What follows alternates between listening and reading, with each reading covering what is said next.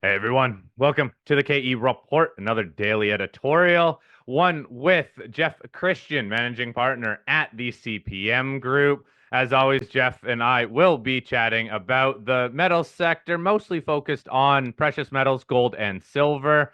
Now, Jeff, look, we're at the beginning of December here. Gold is off a little bit from its highs, but it's been pretty flat for the last almost 2 weeks now.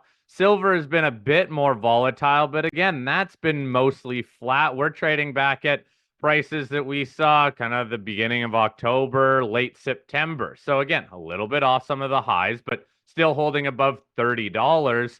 So Jeff, where does this leave the precious metals sector broadly? What's on your radar? Well, yeah, right now we're sort of looking at this period. We're into early December, as you said. The December COMEX gold and silver futures rolls are behind the market. They had maybe a little bit of a supportive roll, a little bit of a upward power in gold. We're past that post-election period where, some people were euphoric and some people were not, the opposite of euphoric, whatever it is, very much concerned. So you're in this period. Gold has come off. I mean, look, it got up to what, $2,800 almost, and so it's off 2660. You look at it and you say, okay, on a short-term basis, we still think that gold prices and silver prices will rise from now into the first quarter, January, February. Probably peak at some point in the first quarter and come off then. But the question is, what happens now in this post-euphoric, post-election, post-roll period? And you're seeing, strong economic data, which actually is very worrisome because it suggests, we tend not to slide into recessions. Sometimes we do. Usually we plunge into a recession. Recessions usually are preceded by strong growth, and then monetary interest rate increases and supply constraints and strong demand still. And that's sort of what we're seeing right now. So we're kind of setting ourselves up. There's a lot of concern. The Fed will have a meeting in a couple of weeks, and maybe they don't decrease interest rates again because you're looking at kind of some persistence in inflation and strong economic growth. So I think we're in this period where gold prices, I look at gold prices, you put it all together, you have the fundamentals, you have the gold market trends, you have the macroeconomic and political conditions, and then you say, okay, these are all sort of in no man's land right now on an ultra short-term basis, the next 2 weeks. What's going to happen? And maybe look at technical analysis to sort of say, what's the pacing here? You look at the gold price chart, $2,665 as we're speaking. It could go $100 down, or it could go $100 or $150 up in the next few weeks. It's not out of the question. We've seen that kind of volatility. You look at silver, and as you said, it's been more becalmed and it's been weaker than gold. You're around $31.50 right now. Our view has been that the low for this month and the next couple months could be another drop as low as $29.50. And technically, you look at a chart and you say, yeah, that's easily doable. But on the upside, you're talking about $33.50. So you're talking about a price of silver that could go plus or minus $2 from where it is today and still be within technical ranges. And that's sort of where we see ourselves. The world is gearing up for a Christmas break. But while the world's gearing up for a Christmas break, there are all kinds of questions, economic, financial, political, not just in the U.S., not just Russia versus Ukraine and what's going on in the Middle East, but there are all kinds of political and economic issues rolling around. And typical of this kind of market, you're seeing just a flood of misinformation from true believers and conspiracy theorists and market promoters. Which just makes it all that much more interesting. And I think some of these are just constants, though, aren't they, Jeff? Some of the misinformation, as well as some of these ongoing political question marks. What about from the investment side of things, though? If gold, silver are really kind of in this question mark period where are they going to give up, let's say, a couple percentage points, maybe 10% on the downside, or are they going to pop another 10%? How are investors positioning right now? What are you seeing in some of the open interest and some of the smart money? We have seen a cooling off of investment demand. Investment demand for gold and silver has been pretty healthy and pretty strong worldwide for much of 2024. But I think in the last month or so, well, it shows up in the price. In the last month or so, you've seen a lot of investors sort of backing away. There has been some investors selling, especially in silver. In gold, you've seen central banks take a much more cautious approach, really for the last 3 months, since September already. Central banks are sort of cautious about how high the gold price had risen. So, but you're seeing investors take a cautious approach. Now, one of the things that we've seen repeatedly over the last 49 years, I'll get back to that in a second.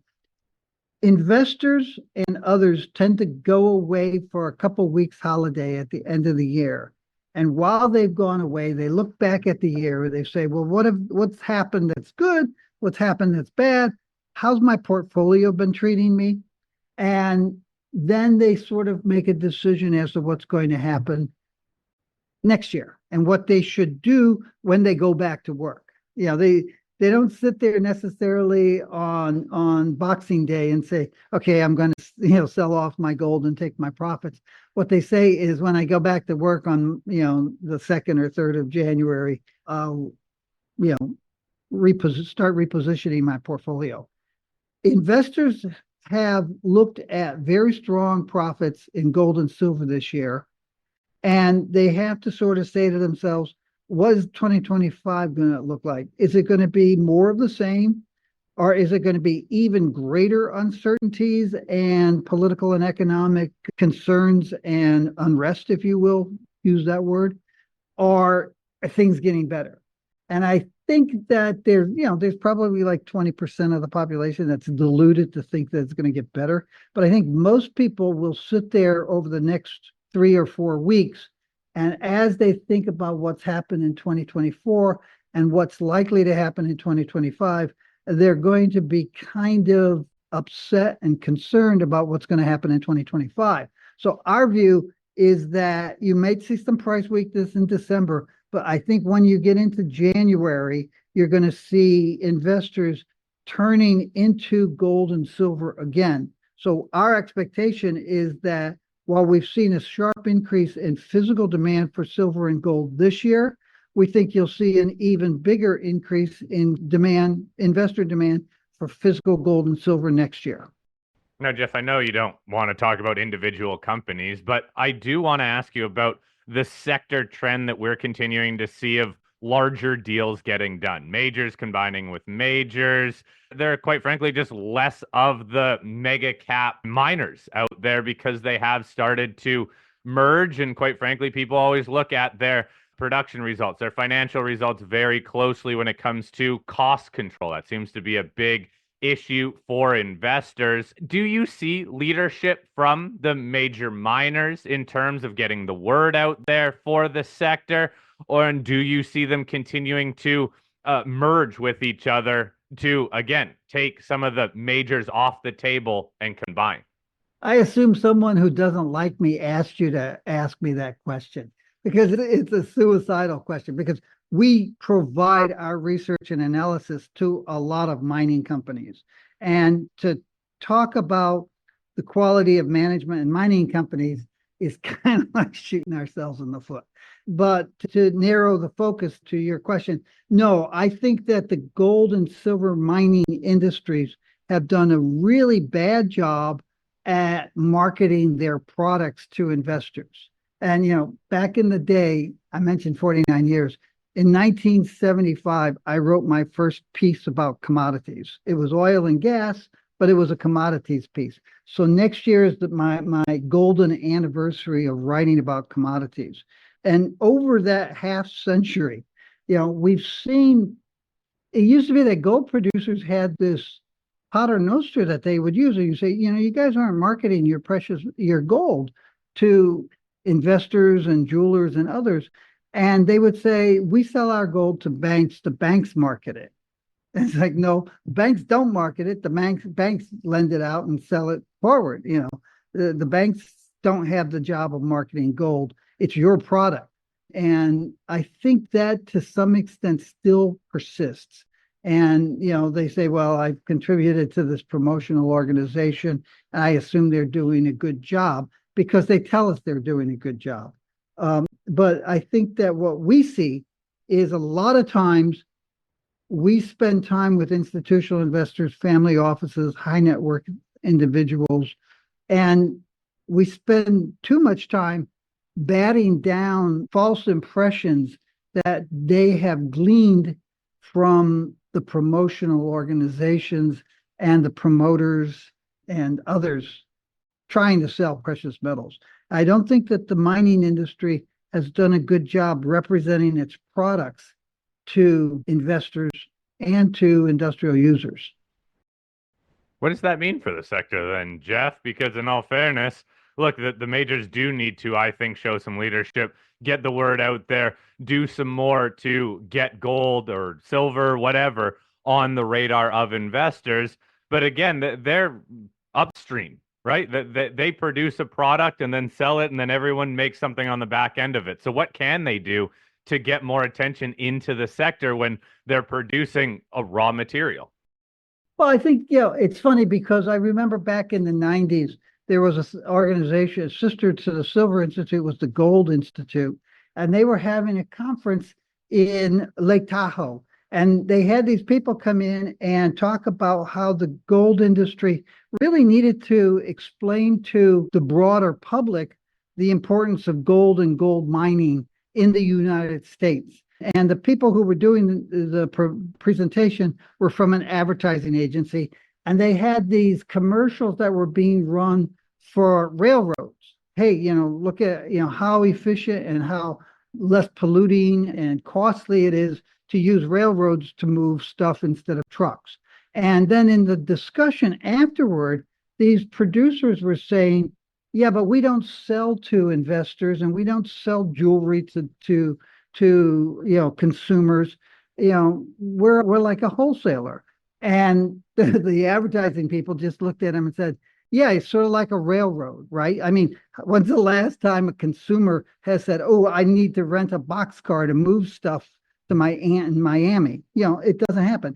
These are industrial companies producing a product, and they just sort of let the product go, and they assume that somebody else is going to market it for them. That's probably a bad assumption. Now, that said, gold mining companies outside of China, generally speaking, don't really understand the gold market. In China, there are regulations. If you're going to be a gold mining executive, you have to study the gold market from mines to end products, and you have to take tests and pass those tests to show that you really understand the gold market. There's nothing like that outside of China that I know of. So gold miners may be good at raising finance for projects. They may be good at acquiring other companies. Some of them may actually be good at running exploration operations that find and develop new mines, but they're not necessarily tuned to the jewelry industry and the investment industry. I remember in the 80s and 90s, my staff, we used to get like fashion magazines and read them. And people say, why are you guys reading Vogue and Elle? And it's like, because we want to know what the trends are in the jewelry industry. And I suspect that there are not a lot of gold mining companies that get down into the end market for their product at that level. Yeah, that's interesting, Jeff. Now, what about from, again, kind of the major standpoint here after some of these acquisitions and mergers? There's been some pretty high profile deals that I think have gone under the radar in terms of the majors divesting some of their assets, so either long life assets or assets that they consider not core. What's caught your eye in terms of these divestitures? Do you see this trend continuing? What does this environment tell you? Yeah, that's part of the birth and death, marriage and divorce cycle of any industry, where the majors will say, I need to build size, But as I build size, any individual mine becomes less important to my total. So you have these smaller mines or older mines that are starting to peak and go down. And the large companies will say, that doesn't fit my portfolio that I'm trying to maintain of mining operations. So they will look to medium-sized companies or entrepreneurs who are willing to take those things on and perhaps extend the life, perhaps re-engineer them, reconfigure them to extend the production period. That's always been the pattern, at least since the late 80s, early 90s. And that's probably going to continue. And it's a very important part of the gold mining industry because a lot of those companies then will have lower overhead. They won't have the exploration budgets that other companies have. If you look, you mentioned it earlier, the costs, the all-in sustaining costs and the capital costs or the G&A costs, as opposed to the cash costs, have risen very sharply over the last 2 years to record levels in the gold mining industry. That primarily occurs at the larger mining companies. And the smaller mining companies may not be that dynamic looking, but they may have better margins and they may re-attract and bring investors back into the gold mining sector who are kind of turned off by the lower returns and dividends that they get from the larger guys who are more aggressively looking to spend the money on acquisitions as opposed to dividending it out. Jeff, is there anything that these companies can do when it comes to controlling costs? Look, we mentioned it a couple of times. It continues to be a key factor that investors look at. Costs do continue to rise, but metals price has been rising too. Have you seen any light at the end of the tunnel where these companies actually do start bringing down their costs? Not really. I mean, unfortunately, this is a cycle that I've seen repeat maybe 3 or 4 times over the last half century, and it's probably going to continue to occur. All right. Well, Jeff, we're going to wrap it up there. Again, Jeff Christian, managing partner at the CPM Group. Jeff, it's always great having you on the show. Thanks for taking a bit more of a focus here on kind of the bigger companies in the metals, especially precious metals sector, and the type of leadership that they can show. Jeff, thanks for your time. We'll chat again next month. Have a good holiday.